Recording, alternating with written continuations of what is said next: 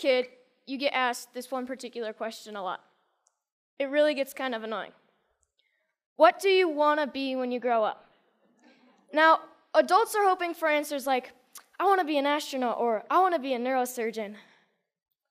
You adults and your imaginations. Kids, they're most likely to answer with pro skateboarder, surfer, or Minecraft player. I asked my little brother, and he said, seriously, dude, I'm 10. I have no idea. Probably a pro skier.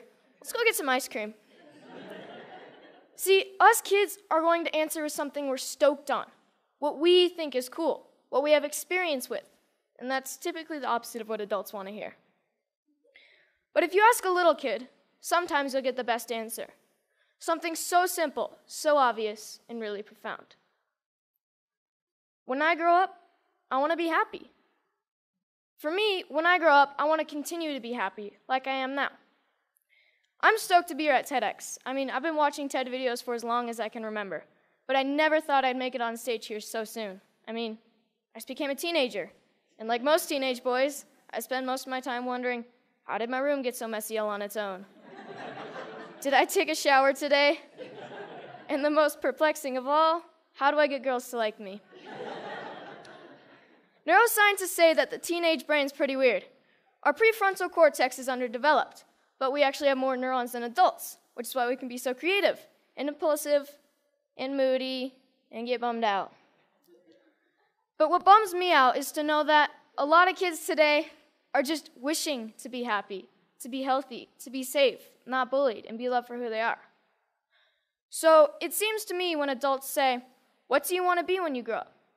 They just assume that you'll automatically be happy and healthy. But maybe that's not the case. Go to school, go to college, get a job, get married, boom. Then you'll be happy, right? We don't seem to make learning how to be happy and healthy a priority in our schools. It's separate from schools. And for some kids, it doesn't exist at all. But what if we didn't make it separate? What if we based education on the study and practice of being happy and healthy? Because that's what it is, a practice, and a simple practice at that. Education is important, but why is being happy and healthy not considered education? I just don't get it. So I've been studying the science of being happy and healthy.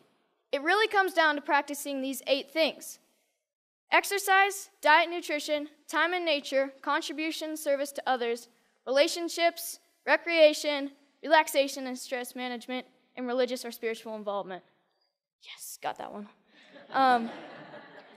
So these 8 things come from Dr. Roger Walsh. He calls them therapeutic lifestyle changes, or TLCs for short. He's a scientist that studies how to be happy and healthy. In researching this talk, I got a chance to ask him a few questions like, do you think that our schools today are making these 8 TLCs a priority? His response was no surprise. It was essentially no. But he did say that many people do try to get this kind of education outside of the traditional arena, through reading and practices such as meditation or yoga. But what I thought was his best response was that much of education is oriented, for better or worse, towards making a living rather than making a life. In 2006, Sir Ken Robinson gave the most popular TED Talk of all time, Schools Kill Creativity. His message is that creativity is as important as literacy, and we should treat it with the same status. A lot of parents watch those videos. Some of those parents, like mine, counted it as one of the reasons they felt confident to pull their kids from traditional school, to try something different. I realize I'm part of this small but growing revolution of kids who are going about their education differently. And you know what? It freaks a lot of people out. Even though I was only 9 when my parents pulled me out of the school system, I can still remember my mom being in tears when some of her friends told her she was crazy and it was a stupid idea. Looking back, I'm thankful she didn't cave to peer pressure, and I think she is too.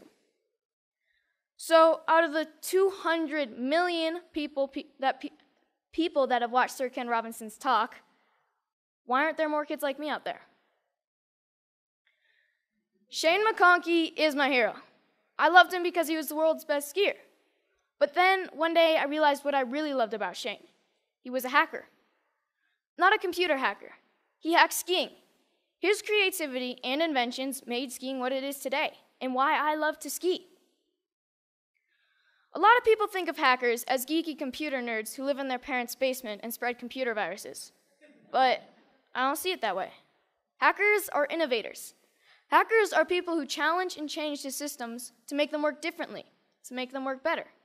It's just how they think. It's a mindset. I'm growing up in a world that needs more people with the hacker mindset. And not just for technology. Everything is up for being hacked, even skiing, even education. So whether it's Steve Jobs, Mark Zuckerberg, or Shane McConkey, having the hacker mindset can change the world. Healthy, happy, creativity, and the hacker mindset are all a large part of my education. I call it hack schooling. I don't use any one particular curriculum, and I'm not dedicated to any one particular approach. I hack my education. I take advantage of opportunities in my community and through a network of my friends and family. I take advantage of opportunities to experience what I'm learning, and I'm not afraid to look for shortcuts or hacks to get a better, faster result. It's like a remix or a mashup of learning. It's flexible, opportunistic, and it never loses sight of making happy, healthy, and creativity a priority. And here's the cool part, because it's a mindset, not a system. Hack schooling can be used by anyone, even traditional schools. So what does my school look like? Well, it looks like Starbucks a lot of the time. But like most kids, I study a lot of math, science, history, and writing. I didn't used to like to write because my teachers made me write about butterflies and rainbows, and I wanted to write about skiing.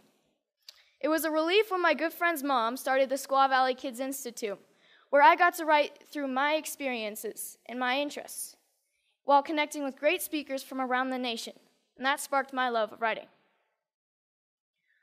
I realized that once you're motivated to learn something, you can get a lot done in a short amount of time, and on your own. Starbucks is pretty great for that. Hacking physics was fun.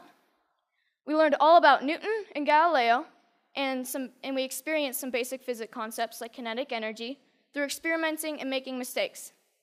My favorite was the giant Newton's cradle that we made out of bowling balls, I think. No, bocce balls. We experimented with a lot of other things like bowling balls and even giant jawbreakers. Project Discovery's ropes course is awesome and slightly stressful.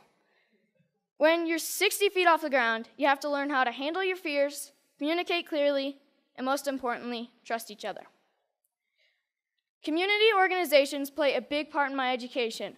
At High Fives Foundation's Basics program, being aware and safe in critical situations, we spent a day with the Squaw Valley Ski Patrol to learn more about mountain safety. Then the next day, we switched to science of snow, weather, and avalanches. But most importantly, we learned that making bad decisions puts you and your friends at risk. Young Chautauqua brings history to life. You study a famous character in history until you can stand on stage and perform as that character and answer any question about their lifetime. In this photo, you see Al Capone and Bob Marley getting grilled with questions at the historical Piper's Opera House in Virginia City, the same stage where Harry Houdini got his start. Time in nature is really important to me. It's calm, quiet, and I get to just log out of reality. I spend 1 day a week outside all day. At my Foxwalker classes, our goal is to be able to survive in the wilderness with just a knife. We learn to listen to nature. We learn to sense our surroundings. And I've gained a spiritual connection to nature that I never knew existed. But the best part is that we get to make spears, bows and arrows, fires with just a bow drill, and survival shelters for the snowy nights when we camp out. Hanging out at the Moment Factory, where they hand make skis and design clothes, has really inspired me to one day have my own business. The guys at the factory have showed me why I need to be good at math, be creative, and get good at sewing. So I got an internship at Big Truck Brand to get better at design and sewing. Between fetching lunch, scrubbing toilets, and breaking their vacuum cleaner, I'm getting to contribute to clothing design, customizing hats, and selling them. The people who work there are happy, healthy, creative, and stoked to be doing what they're doing. This is by far my favorite class. So this is where I'm really happy. Powder days. And it's a good metaphor for my life, my education, my hack schooling. If everyone skied this mountain, like most people think of education, everyone would be skiing the same line, probably the safest, and most of the powder would go untouched. I look at this and see 1,000 possibilities. Dropping the cornice, shredding the spine, looking for a tranny from cliff to cliff. Skiing to me is freedom, and so is my education. It's about being creative, doing things differently. It's about community and helping each other. It's about being happy and healthy among my very best friends. So I'm starting to think I know what I might want to do when I grow up. But if you ask me, what do I want to be when I grow up? I'll always know that I want to be happy. Thank you.